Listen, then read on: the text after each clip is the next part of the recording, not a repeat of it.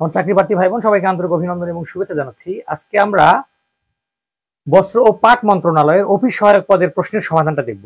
আজকে বস্ত্র ও পাট মন্ত্রণালয়ের অফিস সহায়ক পদের প্রশ্নের সমাধান দেখব, একে সম্পূর্ণটাই দেখবো আমরা আজকে।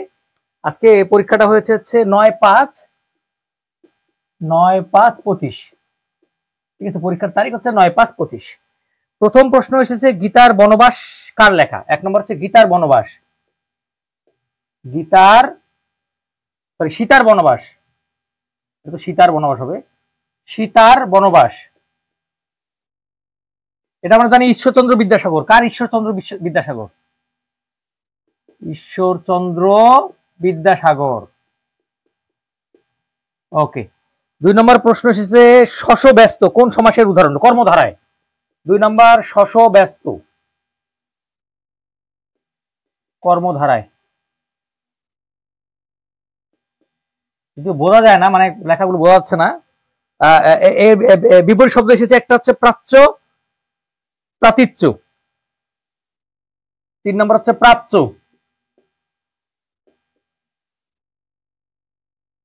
প্রাচ্য প্রতীচ্য।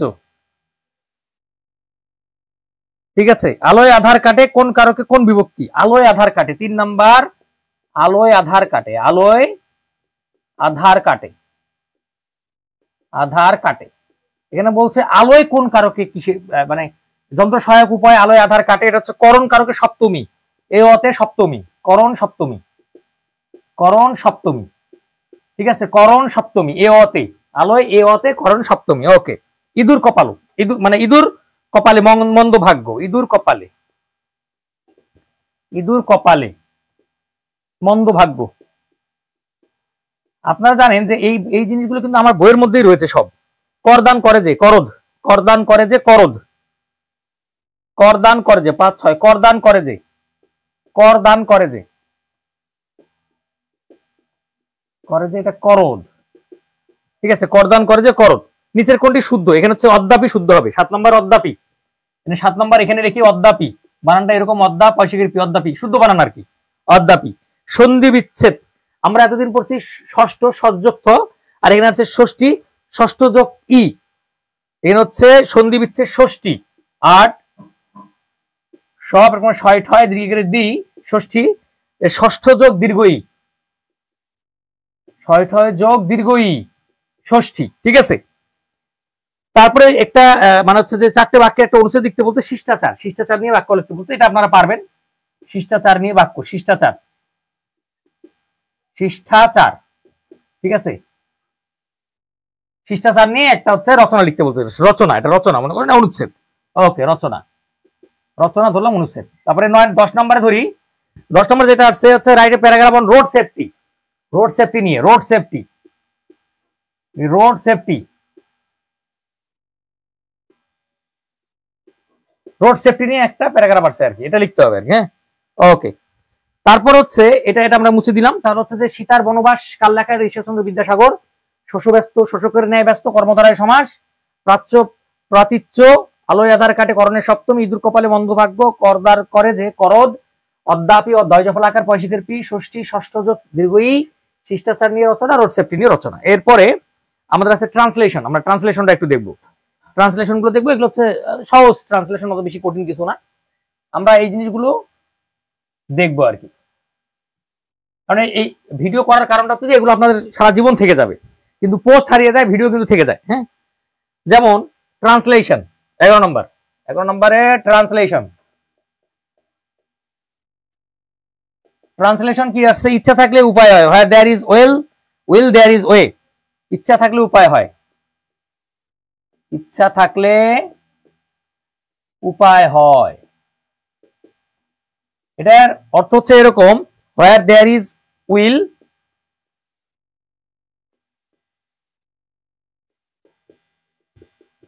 comma there is way। Translation. ঠিক আছে। তারপর হচ্ছে তার হাতের লেখা ভালো, তার হাতের লেখা ভালো, তার হাতের লেখা ভালো, তার হাতের লেখা, লেখা ভালো। দেখেন, এটা হচ্ছে his handwriting is good, his hand, WRI T I N G is good, এটা। তারপরে বলছে কি তুমি কি বইটি পড়ে শেষ করেছো? তুমি কি বইটি পড়ে শেষ করেছো? এটা প্রশ্নবোধক হচ্ছে। এটা হচ্ছে যে have you finished reading the book, have you finished আর ইয়ে রিডিং দ্য বুক, ঠিক আছে। এই যে এটা হচ্ছে আমাদের হ্যাভ ইউ ফিনিশড, এটা হচ্ছে যে প্রেজেন্ট পারফেক্ট টেন্সে রয়েছে।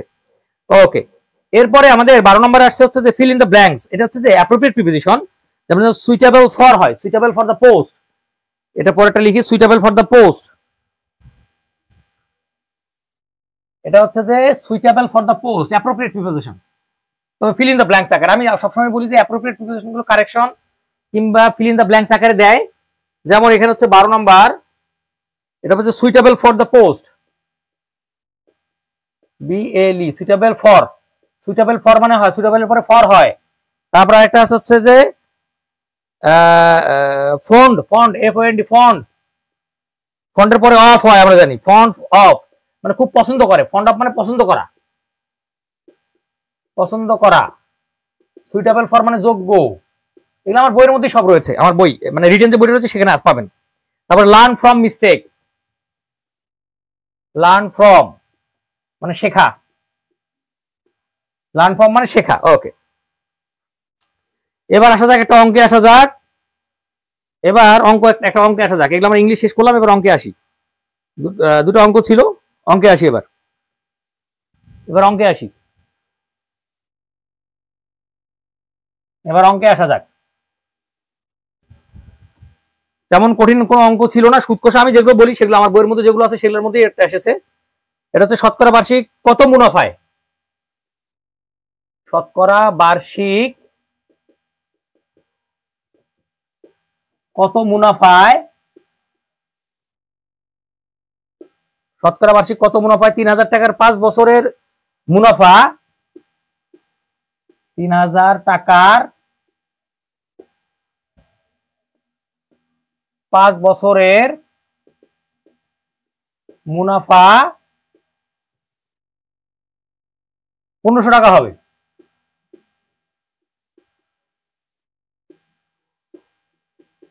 দেখেন এখানে কি চেয়েছে, শতকরা বার্ষিক কত মুনাফায়, শতকরা বার্ষিক কত মুনাফায় মানে হচ্ছে মুনাফার হার চেয়েছে, আর চেয়েছে। এটা এখানে মুনাফার শতকরা বার্ষিক বলছে, এখানে আর চেয়েছে, আর আর 3000 টাকার মানে হচ্ছে যে মূলধন কত, 3000 টাকা, 5 বছরের সময় কত, n = 5 বছর। আমরা কি সূত্র জানি, আমরা জানি I = PNR। আমাদের আর চেয়েছে, আরটাকে এক পাশে রাখবো, বাকি সবগুলোকে এই আরটাকে রাখলাম, এগুলো বাকিগুলো নিচে নিয়ে আসি, I/PN, এটা আমরা জানি। এখন আমরা মান বসাবো। এখন ইন্টারেস্ট কত, মুনাফা কত, 1500 টাকা, আই কত, 1500, আই কত আমাদের, এই যে I = I 1500 দেওয়া রয়েছে, মুনাফা ইন্টারেস্ট 1500 টাকা পাবে মুনাফা, মূলধন কত, 3000 টাকায়, সময় কত বলছে, 5 বছরে। ওকে, এটা কাটা দেই, 0 0 0 0, তাই না? তাহলে হচ্ছে যে কত হয় দেখেন, 0 0 3 5 15, 3 3 5 15, 3 10, তাহলে 1/10 গুণন 100%, 0 0 = 10%। তাহলে আর কত আমাদের, আর পেলাম কত, 10% পাবো। আমাদের শতকরা বার্ষিক কত মুনাফায় হবে, আমাদের 10% মুনাফায় হবে। এই 100টা দিলাম কেন, যেহেতু শতকরা হার 100, সেজন্য আমি 100 দিয়েছি এখানে। ওকে, তাহলে আমরা অঙ্কটা বুঝে ফেলেছি। এবার পরের অঙ্কটা আমরা তো যাবো। পরের অঙ্কে কোনো প্রশ্ন থাকলে আমাকে আমার ইনবক্সে কমেন্টে জানাবেন, আমি উত্তর দিয়ে দিব, যে কোনো প্রশ্ন যদি থাকে। আমি যেহেতু আপনাদের 11 থেকে 20তম গ্রেডের নিয়েই কাজ করি, কারণ আমি জানি কোন কোন জায়গা থেকে প্রশ্ন আসে, কোন কোন জায়গায় প্রশ্ন হয়, এবং কোনটা কখন হবে, কিভাবে কি হবে, এটা আমি জানি, কিভাবে লিখলে মার্কস পাবেন এটা কিন্তু আমি জানি। তারপর 14 নম্বরে আসেন। 14 নম্বর একটা উৎপাদক দিয়েছে, এটা সহজ একটা উৎপাদক, 9x² - 9x + 4 আমাদের যখন এক্স স্কোয়ারের সঙ্গে সহগ থাকবে তখন আমরা কি করব, এই যে শেষে প্রথমটা এবং শেষেরটা গুণ করব, প্রথম এবং শেষেরটা কি করব, গুণ করব। 4 নং কত, 4 নং আমরা জানি কত, 4 নং 36, 4 নং 36। এই 36 কে এমন ভাবে ভাঙাবো যেন যোগ বিয়োগ করলে 9 হয়। 36 কে এমন ভাবে ভাঙাবো যেমন 18 দুগুণে 36, 18 সঙ্গে 2 যোগ করলে 20 হয়, 18 থেকে 2 বার মাইনাস করলে 16 হয়, হবে না। 3 বারং 36, 12 আর 3, 3 বারং গুণ করলে কত হয়, 36ই হয়। 12 থেকে যদি 3 বাদ দিই কত হয়, 9 হয়, যোগ করলে 15 হয়, তাহলে হবে না, তাহলে আমাদের বিয়োগ করতে হবে। তাহলে 9x square minus 12x plus 3x plus 4, দেখেন যোগ বিয়োগ করলে এটা যদি যোগ বিয়োগ করি আগেরটাই হবে, নো টেনশন, ঠিক আছে।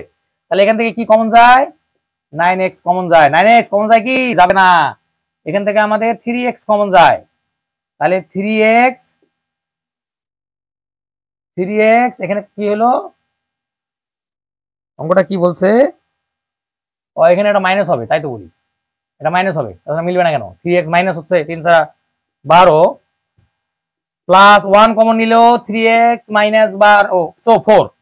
দেখেন কমন যাচ্ছে কোনটা কোনটা, এটা এটা একসঙ্গে 3x মাইনাস 4, আর এখানে থাকে কি 3x প্লাস 1, 3x প্লাস 1 নিয়ে নিলাম, দেখেন এটাই উত্তর, আর কোনো কথা নাই, এটাই হচ্ছে আমাদের উত্তর। তারপর হচ্ছে বাহুপদী ত্রিভুজ কত প্রকার, 3 প্রকার, সমবাহু ত্রিভুজ, সমদ্বিবাহু আর বিষমবাহু। বাহু, বাহু মানে কি, এই যে এরকম বাহুগুলো যদি তিনটাই সমান হয় সমবাহু, দুটা সমান হলে সমদ্বিবাহু,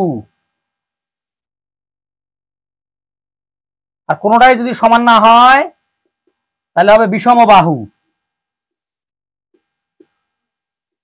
ওকে, সবগুলো যখন সমান হবে সমবাহু, দুটা সমান হলে সমদ্বিবাহু, আর কোনোটাই সমান না হলে বিষমবাহু। ওকে ওকে, ক্লিয়ার।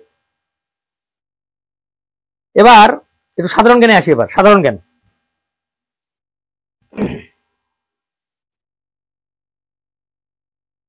সাধারণ জ্ঞান অত কঠিন আসে নাই, সহজ সাধারণ জ্ঞান এসেছে, টেনশনের কিছুই নাই, সাধারণ জ্ঞান একবারে সহজ। পানি, জ্বালানি তেল শোধনাগার কোথায়, চট্টগ্রামে। 1 নম্বর জ্বালানি তেল শোধনাগার, তেল শোধনাগার এটা হচ্ছে চট্টগ্রাম, এটা আমরা জানি। তারপরে স্মৃতিসৌধ কত একর জায়গার উপর, স্মৃতিসৌধ 84 একর, এটা স্মৃতি সৌধ, স্মৃতি রক্ষার্থে সৌধ, 84 একর জায়গা, ঠিক আছে। বরেন্দ্র ভূমির মাটি ধূসর এবং লাল, লাল 3 নম্বর বরেন্দ্র লাল, বরেন্দ্র মাটি ধূসর লাল, ধূসর একটা কি লাল রং হতে পারে, লাল হয় আর কি। ওকে, বাংলাদেশের দক্ষিণের সীমানা বঙ্গোপসাগর, দক্ষিণে কি বঙ্গোপসাগর, আর কি আছে, কিছু আছে, সীমানাই আমাদের ওটা প্রাচীর, ওটাই বঙ্গোপসাগর, দক্ষিণে বঙ্গোপসাগর, দক্ষিণে বঙ্গোপসাগর।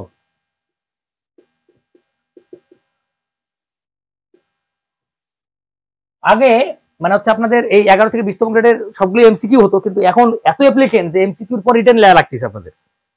প্রাচীন দ্রাবিড় মানে হচ্ছে প্রাচীন জাতি হচ্ছে দ্রাবিড়, প্রাচীন জাতি দ্রাবিড়, প্রাচীন জাতি দ্রাবিড়। ওকে, শেরশাহ জন্মগ্রহণ করেন 1472 সালে, শেরশাহ 1472 সালে জন্মগ্রহণ, শেরশাহ 1472 জন্মগ্রহণ। ওকে, কোন মুঘল সম্রাট বাংলাকে জান্নাতাবাদ, হুমায়ুন, বাংলাকে জান্নাতাবাদ বলেন হুমায়ুন, হুমায়ুন, হুমায়ুন বাংলাকে জান্নাতাবাদ বলেন।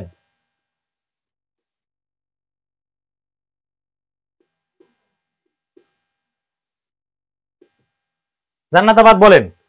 8 নম্বর কি বলছে, আন্তর্জাতিক পুলিশ সহযোগিতা দিবস 7ই সেপ্টেম্বর, 7-8 পুলিশ সহযোগিতা দিবস, দিবস হচ্ছে 7 সেপ্টেম্বর, 7 সেপ্টেম্বর। আর একটা প্রশ্ন, এটা আমি আমার মানে এমসিকিউ বেসের পরীক্ষাগুলো তো হিউজ দিয়েছি, মানে দহগ্রাম এবং অঙ্গরপোতা লালমনিরহাটে, দহগ্রাম অঙ্গরপোতা,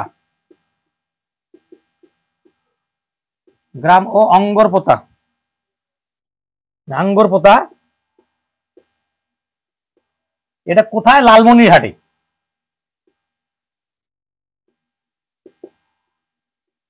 ওকে, 10 নম্বর বলছে, এটা প্রশ্নটা ঠিক হয় নাই, কত সালে বঙ্গ ভাষানুবাদ সমাজপত্র, এরকম না, এটা হয় নাই প্রশ্নটা, ঠিক আছে। তবে এই এই এই এই এই জায়গাগুলো থেকে প্রশ্ন এসেছিল। আমি মনে করি যে আপনারা, আমি আজকে যেটা পড়ালাম এটা আপনারা একটু দেখবেন ভালোভাবে, মানে বারে বারে পড়বেন, কারণ হচ্ছে যে এরকম টাইপের প্রশ্নগুলোই আসে, এই টাইপের প্রশ্নগুলো যেহেতু আসে। আর আপনাদের যদি কোনো মানে জানার থাকে আমাকে কমেন্ট বক্সে জানাবেন। আর যেহেতু আমার 11 থেকে 20তম গ্রেডের বিভিন্ন ব্যাচ চলমান রয়েছে, আপনারা এনরোল করতে পারেন সেখানে। সেই সঙ্গে যদি 11তম 20তম গ্রেডের রিটেনের বই কিংবা 11 থেকে 20তম গ্রেডের মডেল টেস্টের কোনো বই লাগে, বাংলাদেশে আমি 11 থেকে 20তম গ্রেডের মডেল টেস্টের বই বের করেছি, প্রথম এডিশন, একটু ভুল ত্রুটি হতেই পারে, তবে আপনারা লিখতে পারেন হয়তো কাজে, ঠিক আছে। তো আমার চাকরি প্রার্থী ভাই বোন, এই ছিল আজকের মতো ভিডিও। যদি ভিডিওটি ভালো লেগে থাকে অবশ্যই চ্যানেলটি সাবস্ক্রাইব করবেন, সাথে লাইক শেয়ার কমেন্টে পাশেই থাকবেন। ধন্যবাদ আপনাদের সবাইকে।